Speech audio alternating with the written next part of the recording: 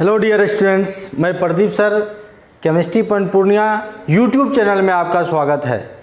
मैं ऐसा करता हूं कि आप लोग सब लोग अच्छे होंगे, घर में होंगे, सुरक्षित होंगे। तो चलिए आज हम कुछ टर्म आपको बताने वाले हैं केमिस्ट्री का इम्पोर्टेंट ट्रिक सब, जो कि आप इस ट्रिक को देखकर आपको मज़ा आएगा। और यह ट्रिक अगर आपको अच्छा लगे तो ज़्यादा से ज़्यादा शेयर कीजिए, अपने फ्रेंड को शेयर कीजिए, लिंक शेयर कीजिए, ज़्यादा से ज़्यादा लिंक शेयर करने का कोशिश कीजिए। और जो हमारे इस चैनल में नए हैं आप उसको सब्सक्राइब कीजिएगा और नोटिफिकेशन ऑन कर लीजिएगा। और चलिए जैसे कि अभी मान लीजिए, चलो भाई केमिस्ट्री का बहुत सारा ट्रिक है, तो अभी एक ट्रिक हम आपको लेके चलते हैं उभयधर्मी पर। अगर कोई कहेगा उभयधर्मी ऑक्साइड के बारे में, ध्यान दो, अगर कोई कह दे आपको उभयधर्मी ऑक्साइड यानी एम्फोटेरिक ऑक्साइड क्या होता है, एम्फोटेरिक ऑक्साइड क्या होता है, तो आप कहेगा एम्फोटेरिक ऑक्साइड है, आसान है सर जी। ट्रिक बताइए, ट्रिक याद रखिएगा। उभयधर्मी अगर क्वेश्चन देगा इनमें से कौन उभयधर्मी ऑक्साइड है, तो आप याद रखिएगा जनाबे अली बेकार गाया पंजाबी सॉन्ग। क्या याद रखिएगा? जनाबे अली बेकार गाया पंजाबी सॉन्ग। एक लड़का दो लड़का था, इसकी कहानी मैं बाद में बताऊंगा, लेकिन पहले आप ट्रिक को याद रखेंगे। देखो भाई क्या याद रखोगे, जनाबे अली बेकार गाया पंजाबी सॉन्ग, पंजाबी सॉन्ग आपको याद हो जाएगा। अब देख भैया, जनाबे से हो गया जिंक, अली मतलब हो गया एल्युमिनियम, बेकार मतलब हुआ बेरिलियम, गाया मतलब हो गया गैलियम, पंजाबी मतलब हो गया पीबी और सॉन्ग का मतलब हो गया एसएन। अगर ये सब रहेंगे तो उभयधर्मी ऑक्साइड होंगे, अगर ये सब नहीं रहेगा तो उभयधर्मी ऑक्साइड नहीं होगा। जैसे अगर ZNO उभयधर्मी ऑक्साइड है, जी हाँ है। Al2O3 उभयधर्मी ऑक्साइड है, हाँ है। बेरिलियम BO उभयधर्मी ऑक्साइड, मतलब ये सब ऑक्साइड अगर रहेगा। पूछ देगा MgO उभयधर्मी ऑक्साइड है, नहीं है, क्योंकि इसमें Mg नहीं है। अगर दूसरी तरह अगर आपको कह दे डी ब्लॉक एलिमेंट का, जैसे हम मान लो भैया स्कैंडियम से जिंक तक कहेगा याद करने, scandium, titanium, vanadium, chromium, manganese, iron, cobalt, nickel, copper, zinc, है ना। इसको याद करने का ट्रिक है। देखो भैया क्या, एक लड़का है एक लड़की है, एक लड़का लड़की कहीं मिल रहा था, उसका पार्टनर कहीं देख लिया, पार्टनर देखा तो उसको कमेंट कर दिया, उसके रूम पर गया और कमेंट कर दिया, तो कमेंट किया तो लड़का को बुरा लगा। वो लड़की को फ़ोन लगाता है और क्या कहता है, सुनो तुम विवाह कर लो मुझसे, फिर कोई नहीं कहेगा जानू। सुना, यानी उसको कहा सुनो तुम हमसे विवाह कर लो, फिर कोई नहीं कहेगा। और विवाह शादी होने के बाद तो लीगली परमिशन हो जाता है ना, और वैसे उससे पहले तो इलीगल परमिशन होता है। तो अगर याद अगर करना है तो सुनो तुम विवाह कर लो मुझसे, फिर कोई नहीं कहेगा जानू। अगर उसी तरह अगर मान लो भाई, अगर आपको एल्युमिनियम का अयस्क मान लो याद करना है, एल्युमिनियम का अयस्क को याद करना है, तो याद रखना कोई एक लड़का जा रहा था, उसके पैकेट से गिर गया कॉन्डम का बॉक्स। कॉन्डम समझते हो ना भाई, तो पीछे वाला लड़का हल्ला किया, आयला कॉन्डम का बॉक्स गिरा। ध्यान दो, कॉन्डम का बॉक्स गिरा। तो देखो भैया ध्यान से क्या हो गया, आयला मतलब हो गया एल्युमिनियम, कॉन्डम मतलब हो गया कोरंडम, बॉक्स हो गया बॉक्साइट, यानी ध्यान दो भैया बॉक्साइट, यानी एल्युमिनियम का यस कोरंडम भी है और क्या है बॉक्साइट भी है, याद रहेगा। अगर आपको कह देगा मिश्र धातु के बताओ, जैसे बोलो पित्तल जो है किसका जो है, पित्तल में कौन कौन रहता है, तो आपका ना पित्तल को याद रखने का ट्रिक पिताजी। पी मतलब हो गया पित्तल, ता मतलब हो गया तांबा, तांबा मतलब कॉपर, जी मतलब हो गया जिंक, यानी तांबा और जिंक के मिश्रण को हम लोग बोलते हैं पित्तल।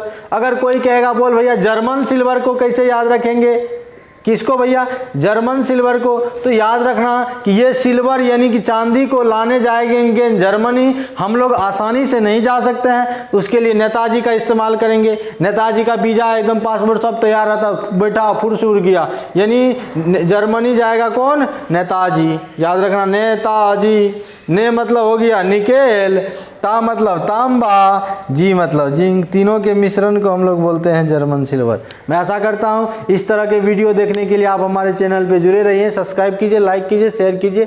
धन्यवाद। हेलो डियर स्टूडेंट्स, मैं प्रदीप सर स्वागत करता हूं आपका अपना YouTube channel chemistry point Purnia में। आज का जो क्लास है वह थ्योरेटिकल क्लास स्टार्ट होने वाला है, यानी क्लास 11th का थ्योरेटिकल क्लास है जो सबके लिए इम्पोर्टेंट है, सब इसको पढ़ सकते हैं। और वो क्या है, तो वो है रासायनिक संयोजन के नियम, यानी लॉ ऑफ केमिकल कॉम्बिनेशन। यानी जब कोई रासायनिक अभिक्रिया होती है तो उसके बीच कुछ कुछ लॉ होते हैं, उसी लॉ के बारे में आज हम लोग स्टडी करने वाले हैं। और जो हमारे इस चैनल में नए हैं वो चैनल को सब्सक्राइब करके बेल आइकन दबा के और नोटिफिकेशन ऑन कर लीजिए ताकि अगला आने वाला वीडियो आप तक जल्दी पहुंचे। तो चलिए शुरुआत करते हैं, बिना टाइम वेस्ट किए हुए हम लोग शुरुआत करते हैं कि रासायनिक संयोजन के नियम। और भाई अच्छे से इसको समझना है, लिखना है, कॉपी पर नोट करना है कि रासायनिक संयोजन का नियम क्या होता है, what is the law of chemical combination. तो आपसे कोई पूछ सकता है, तो आप देखो भाई क्या होता क्या है ना, जब पदार्थ आपस में क्या होता है, एक पदार्थ दूसरे पदार्थ से, दूसरा पदार्थ तीसरे पदार्थ से आपस में मिलता है, तो मिलने के साथ जो है उसमें बहुत सारी रासायनिक परिवर्तन होते हैं, उसमें बहुत सारे परिवर्तन देखने को मिलते हैं। वो परिवर्तन भौतिक परिवर्तन हो सकता है रासायनिक परिवर्तन हो सकता है। जैसे H2O जल का नाम सुने हैं, जल की तीनों अवस्थाएं होती है, ठोस भी होता है, द्रव भी होता है और गैस भी होता है। यानी ठोस, द्रव और गैस तीनों अवस्थाएं होती है ना। तो इस पर हम लोग बाद में चर्चा करते हैं, पहले हम लोग रासायनिक संयोजन के नियम पर आते हैं कि आखिर क्या है। चलिए देखिए, अगर कोई कहेगा रासायनिक संयोजन का नियम बताओ, तो आप देखो भाई लॉ ऑफ केमिकल कॉम्बिनेशन, यानी मैं आपको पूरे अच्छे से लिख दिया हूं कि पदार्थ के बीच होने वाली रासायनिक अभिक्रियाएं कुछ नियमों पर आधारित है। यानी कुछ ऐसी रासायनिक अभिक्रिया होती है जो उसको लॉ से होकर गुजरना पड़ता है, कुछ नियम से होकर गुजरना पड़ता है। तो कहता इन नियमों को रासायनिक संयोजन का नियम कहते हैं। देखो संयोजन का मतलब होता है भाई जुड़ना, ठीक है। अब ये नियम कौन है, ये निम्न है, ये नियम कौन कौन है, किस चिड़िया का नाम है, आप जानना चाहते हैं तो चलिए मैं बताता हूं। पहला है द्रव्यमान संरक्षण के नियम। क्या बोलेंगे, द्रव्यमान संरक्षण के नियम, यानी law of conservation of mass. Conservation मतलब होता है संरक्षण, लॉ मतलब नियम, मास मतलब द्रव्यमान। दूसरा है स्थिर अनुपात का नियम। क्या है मेरे बच्चों, स्थिर अनुपात का नियम, यानी लॉ ऑफ कांस्टेंट प्रोपोर्शन। तीसरा है गुणित अनुपात का नियम, लॉ ऑफ मल्टीपल प्रोपोर्शन। चौथा है व्युत्क्रम अनुपात का नियम, लॉ ऑफ रेसिप्रोकल मतलब होता उल्टा व्युत्क्रम प्रोपोर्शन। और पांचवा है गेलुसेक का नियम। देखो भाई 5 लॉ है, पांचों लॉ को पढ़ना है। पहला लॉ बताइए द्रव्यमान संरक्षण का नियम, दूसरा स्थिर अनुपात का नियम, तीसरा गुणित अनुपात का नियम, चौथा व्युत्क्रम अनुपात का नियम और पांचवा गेलुसेक का गैसीय आयतन नियम। आप इस पांचों नियम को बारी बारी से आप लोग हम पढ़ने वाले हैं। तो चलिए बेल आइकन को दबाइए, लाइक कीजिए जल्दी से। अब देखो भाई पहला है द्रव्यमान संरक्षण के नियम। देखो भाई द्रव्यमान संरक्षण मतलब समझता है ना, कंजर्व करना, स्थिर करना। तो जब होता क्या है, जब पदार्थ, देखो पहले कहा गया कि पदार्थ जो होता है अविनाशी होता है। क्या होता है भाई, अविनाशी होता है, यानी उसको हम लोग विनाश ना तो बना सकते हैं ना ही नष्ट कर सकते हैं, ऐसा पहले देखा गया था। लेकिन बाद में कंक्लूजन आया कि रिएक्शन से संबंधित हम लोग इस बातें को पढ़ रहे हैं, तो रिएक्शंस, जितने भी रिएक्शंस होंगे उसमें जितना भी ऊर्जा होगा या मास होगा वो कंजर्व होगा, वो संरक्षित होगा।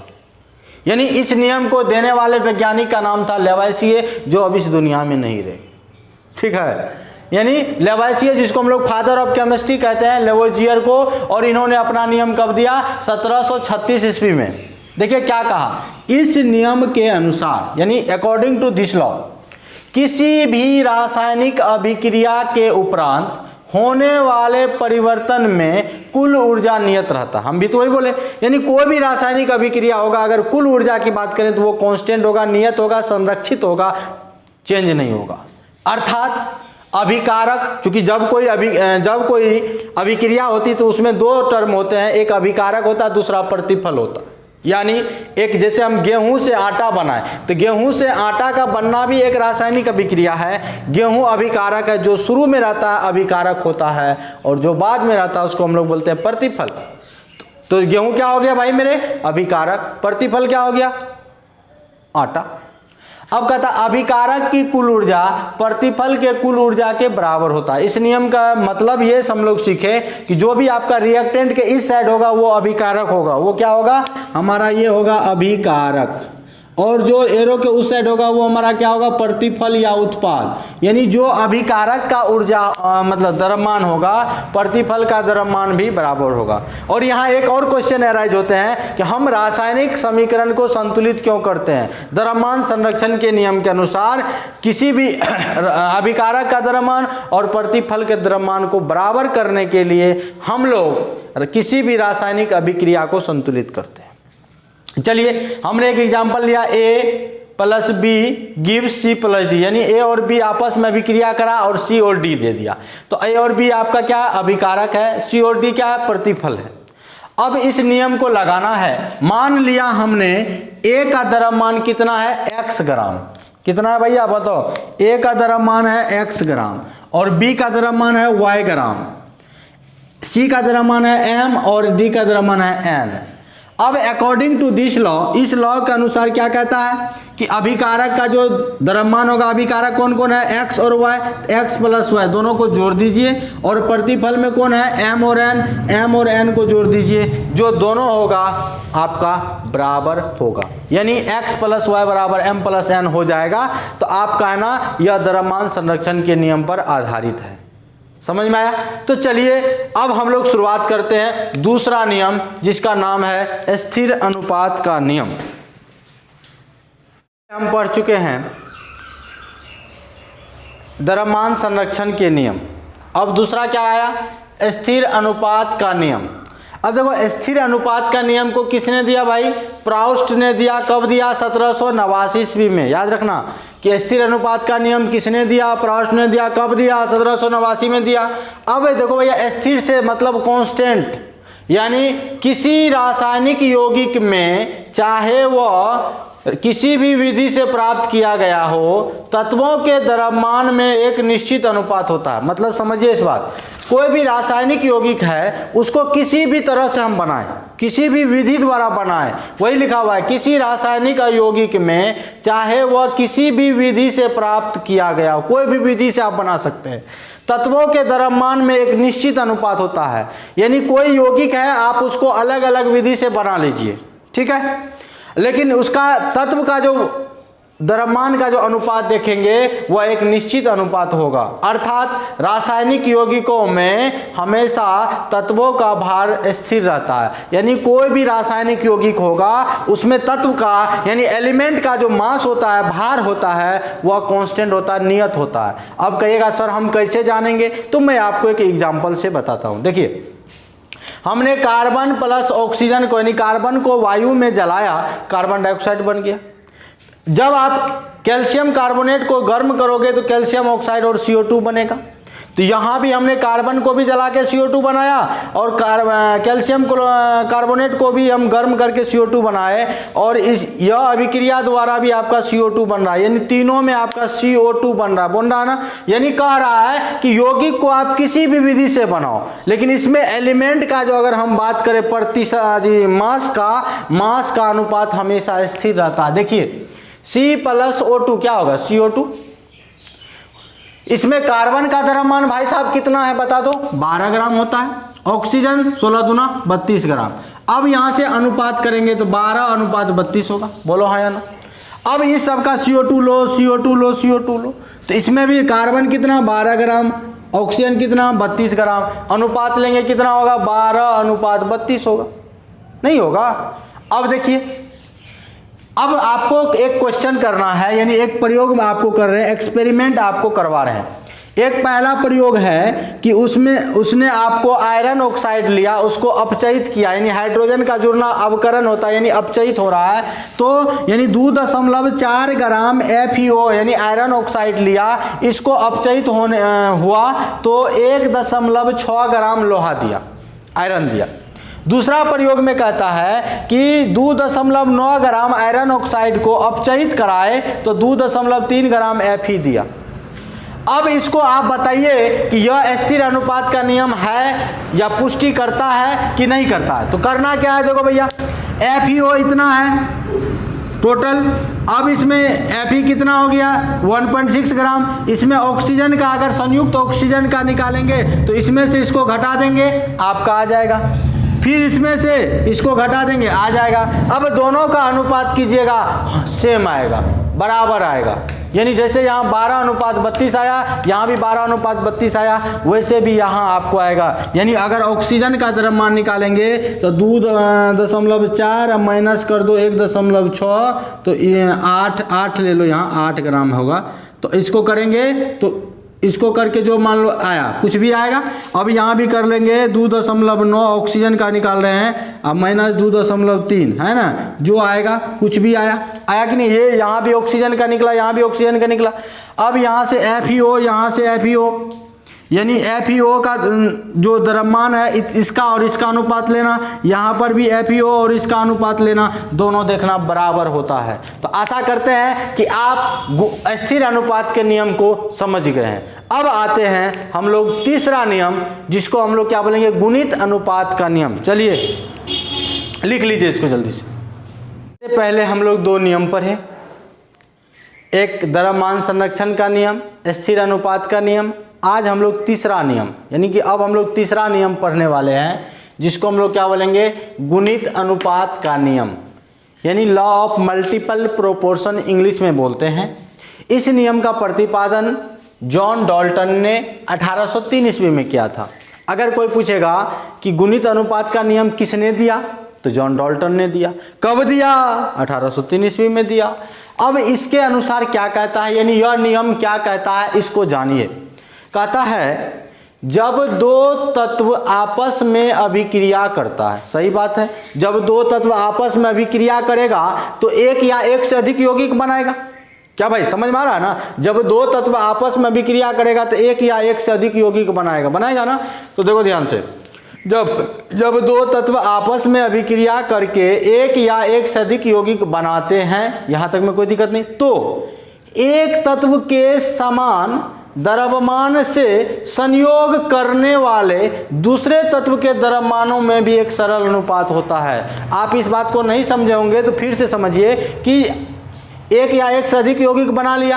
अब जब इस यौगिक में किसी एक तत्व के द्रव्यमान को फिक्स कर लेंगे, समान कर लेंगे, तो जब किसी एक तत्व के द्रव्यमान को आप निश्चित कर लेंगे, तब देखेंगे उस निश्चित तत्व वाले द्रव्यमान से जो अन्य तत्व अभिक्रिया करेगा तो उसका भी अनुपात सरल अनुपात होता है। नहीं समझ में आया तो आइए हम लोग एग्जाम्पल से समझते हैं, एग्जाम्पल से पूरा क्लियर हो जाएगा। चलिए देखिए, एक यौगिक है CO carbon monoxide, CO2 carbon dioxide. Carbon का द्रव्यमान कितना 12, यहाँ भी कार्बन का द्रव्यमान एगो है तो 12, ऑक्सीजन का द्रव्यमान यहाँ 1 है तो 16, यहाँ 2 है तो 16 दूना 32 कर दिया। अब कार्बन का निश्चित द्रव्यमान है, देख लो भैया 12 और 12 फिक्स है, समान है, बराबर है। अब ऑक्सीजन का द्रव्यमान, यानी इसका भी 12 ग्राम कार्बन से अभिक्रिया कर रहा है, इसमें भी 12 ग्राम कार्बन से अभिक्रिया कर रहा है, लेकिन ऑक्सीजन यहाँ पर कितना है 16:32 है, यानी यहाँ पर 16 है, यहाँ पर 32 है, यानी 1:2, 1 1 दूना 2, यानी मल्टीपल हुआ कि नहीं हुआ, सरल अनुपात हुआ कि नहीं हुआ। अगर आप इसको नहीं समझे तो दूसरा एग्जाम्पल आपके बीच है, देखिए यहाँ पर मैंने लिखा नाइट्रोजन के ऑक्साइड, पहले समझोगे नाइट्रोजन का ऑक्साइड कौन कौन है। पहला आपका है N2O, दूसरा है NO, तीसरा है N2O3, चौथा है N2O4 और पांचवा है N2O5। ये आपका एक नाइट्रोजन का ऑक्साइड है, यानी एक यौगिक है। इसमें 2 तत्व है, एक नाइट्रोजन है, दूसरा है ऑक्सीजन है। आप जैसा कि आपको दिख रहा है, बोलो दिख रहा है ना भाई, एक नाइट्रोजन दूसरा ऑक्सीजन, नाइट्रोजन ऑक्सीजन सब में वही है। अब आपको इधर वाला से नहीं मतलब है, इधर वाला आप देखो नाइट्रोजन का द्रव्यमान लिख देंगे और यहाँ ऑक्सीजन का द्रव्यमान लिख देंगे, इधर वाले को हम हटा दो, उधर वाले को अभी मत समझो। यहाँ 2 नाइट्रोजन है, एक नाइट्रोजन का 14 ग्राम होता है, 2 है तो 28, 14 28 28, 2 है तो 28। ऑक्सीजन एगो है 16, एगो है 16, 3 है 48, 4 है 16 चौके 64, 5 है 16 85। अब समझिएगा भाई, अब यहाँ हम लोग को यहाँ तक तो कोई दिक्कत नहीं है, जो द्रव्यमान था हमने लिख दिया। अब क्या करो, नाइट्रोजन या ऑक्सीजन के द्रव्यमान को निश्चित कर लो, फिक्स कर लो कि इसका द्रव्यमान 14 होता है, या ऑक्सीजन का करोगे तो उसका 16 होता है। तब देखेंगे कि अगला तत्व का क्या हो रहा है। तो हमने क्या करा, फिक्स कर दिया। किसको फिक्स कर दिया भाई? फिक्स कर दिया नाइट्रोजन के द्रव्यमान को। आप ऑक्सीजन को द्रव्यमान को फिक्स करते हैं। अब नाइट्रोजन के द्रव्यमान को जैसे हमने फिक्स किया तो 14 ही होता है, 14 होता है। अब देखो भैया ध्यान से सुनोगे, जब हम 14 ग्राम इसको फिक्स किए हैं तो यह इस यौगिक में कितना 28 ग्राम है, यानी 28 ग्राम में ऑक्सीजन कितना दे रहा है 16 ग्राम। समझने की कोशिश कीजिए, 28 ग्राम नाइट्रोजन जब भाग लेता है तो ऑक्सीजन कितना बन रहा है 16 ग्राम। इसका मतलब जब हम 14 ग्राम फिक्स करे हैं तो 28 का आधान है 14, तो 16 का आधा हो जाएगा 8। समझ में आ रहा है? अब देखो 14 ग्राम जब नाइट्रोजन भाग ले रहा है 14 ग्राम, तो 16 ग्राम ऑक्सीजन दे रहा है। अब बताओ यहाँ जब 14 ग्राम है तो यहाँ भी कितना देगा 16 ग्राम। अब यहाँ देखिए, जब 28 ग्राम नाइट्रोजन है तो 48 ग्राम आपका ऑक्सीजन है। जब यहाँ 14 ग्राम होगा तो इसका आधा है ना 14, इसका आधा है तो आप इसका आधा कर लेंगे, 48 का आधा 24। अब देखो 28 ग्राम है तो 28 ग्राम में 64, तो 14 ग्राम में 64 का आधा 32। समझ में आ पा रहे हैं? यानी एक को हमने फिक्स कर रखा है। यहाँ 28 ग्राम में 80, तो 14 ग्राम में कितना 40। अब देखिएगा, अब इस ऑक्सीजन का देखो क्या होगा अनुपात, 16 8 1 8 8 2 16 8 3 24 8 4 32 8 5 40 हुआ कि नहीं हुआ। यानी इसको यहाँ से हमने लिख दिया है पूरा एकदम अच्छे से लैंग्वेज में। इस उदाहरण में यानी यह जो उदाहरण दिया गया है ऑक्सीजन के भिन्न भिन्न द्रव्यमान, ऑक्सीजन का देखो है ना भिन्न भिन्न द्रव्यमान 16 16 48 64 80 है ना। नाइट्रोजन के एक निश्चित अनुपात, नाइट्रोजन के एक निश्चित अनुपात कितना 14 14 14 14 14 14 है ना, निश्चित अनुपात से संयोग करते हैं। बिल्कुल सही। नाइट्रोजन के निश्चित द्रव्यमान से संयोग करने वाले ऑक्सीजन जो है के भिन्न भिन्न द्रव्यमान होगा 8 16 32। तो इसी को अगर अनुपात में लिखेंगे तो 1 अनुपात 2 अनुपात 3 अनुपात 4 यानी गुना के रूप में आ रहा है, तो यह एक सरल अनुपात है। समझ में आया? अब हम लोग चौथा नियम को पढ़ते हैं। पहले इसको आप लिख लीजिए। चलिए अब हम लोग पढ़ने वाले हैं व्युत्क्रम अनुपात का नियम, यानी चौथा लॉ है। यानी इस नियम का प्रतिपादन रीचर नाम है साइंटिस्ट का। कौन है? इससे पहले था जॉन डाल्टन, अब कौन है? रीचर साहब किया था। कब? 1792 ईस्वी में। यह थोड़ा देखिए, देखने से लग रहा है कि यह नियम थोड़ा भारी है, लेकिन नहीं, समझने से बहुत आसान है। देखिए पहले पढ़ते हैं, एक बार नहीं समझ में आएगा तो एग्जाम्पल से आपको समझाएंगे। देखिए क्या कह रहा है, यदि दो तत्व की भिन्न भिन्न मात्रा किसी तीसरे तत्व के निश्चित अनुमात्रा में संयोग करके दो अलग यौगिक बनाए, मतलब दो तत्व लो अलग अलग लो, कह रहा दो तत्व अलग अलग होना चाहिए, अलग अलग मात्रा में, किसी तीसरे तत्व से अभिक्रिया करा। यानी दो तत्व लिया हमने, कौन कौन?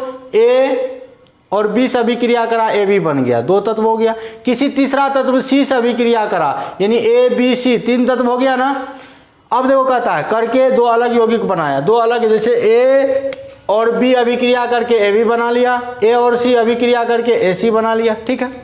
कहता परंतु यदि वे आपस में भी अभिक्रिया कर ले, यानी आपस में मतलब कौन? बी और सी आपस में अभिक्रिया करेगा तो क्या होगा? बी सी होगा। करके तीसरा यौगिक बनाया, कौन? बी सी बनाते हैं, तो आपस में संयोग करते समय उनके भारों में वही अनुपात होगा जो उन दोनों तत्वों का तीसरे तत्व के निश्चित मात्रा से संयोग करने में होता है। मतलब देखो ध्यान से पहले सुनो, यानी ए बी सी आपका जो है, देखो भैया हमने क्या करा, दो तत्व का भिन्न भिन्न मात्रा तीसरा तत्व से, ए बी से अभिक्रिया करके ए बी बना लिया, ठीक है, ए सी से अभिक्रिया करके ए सी बना लिया। अब कहता है उन जो बी और सी तीसरा तत्व है वह भी आपस में अभिक्रिया कर लिया तो बी सी बन गया। अब यहाँ ए अनुपात बी करेंगे, यहाँ भी आपका बी अनुपात सी करेंगे और यहाँ भी अनुपात ए अनुपात सी करेंगे, तो देखेंगे कि सब का क्या होता है। देखो ध्यान से, तीसरा यौगिक बनाते तो आपस में संयोग करते समय उनके भारों में वही अनुपात होगा जो उन दोनों तत्वों के तीसरे तत्व की निश्चित मात्रा से संयोग करने, यानी इनमें और इनमें वही चेंज होगा। जैसे कार्बन और हाइड्रोजन अभिक्रिया करा, CH4 बन गया। और हाइड्रोजन ऑक्सीजन अभिक्रिया करा बना क्या बन गया H2O। एक आपका तत्व कार्बन है, दूसरा क्या है ऑक्सीजन है। अब ये दोनों हाइड्रोजन से अभिक्रिया करके अलग अलग यौगिक बनाया। अब जब देखो भैया, अब कार्बन किधर गया, कार्बन और ऑक्सीजन आपस में अभिक्रिया कर लिया तीसरा तत्व से, तो CO2 बनाया। अब यहाँ देखो हाइड्रोजन और यानी CH4 में कार्बन और हाइड्रोजन का अनुपात, हाइड्रोजन है 4, कार्बन है 12, 4:12 हो गया। ऑक्सीजन में देखो हाइड्रोजन है 2, ऑक्सीजन है 16, 2:16 हो गया। और कार्बन CO2 में देखो कार्बन है 12, ऑक्सीजन 16:32, यानी उसका अनुपात क्या होता है, निश्चित मात्रा में संयोग करने का अनुपात है। देखो भैया कैसे, हाइड्रोजन है, कार्बन है, हाइड्रोजन है और कार्बन है और ऑक्सीजन है। हाइड्रोजन और कार्बन अभिक्रिया करा, क्या बन गया CH4, सही बात है। हाइड्रोजन और ऑक्सीजन अभिक्रिया करा H2O बन गया। कार्बन और ऑक्सीजन अभिक्रिया करा CO2 बन गया। अब CO2 में कार्बन और ऑक्सीजन का अनुपात, कार्बन 1 है तो 12 ग्राम, ऑक्सीजन आपका 2 है तो 16×32 ग्राम, ठीक है। अब यहाँ देखो कार्बन और हाइड्रोजन का अनुपात, हाइड्रोजन 4 है 4 ग्राम, 12 ग्राम।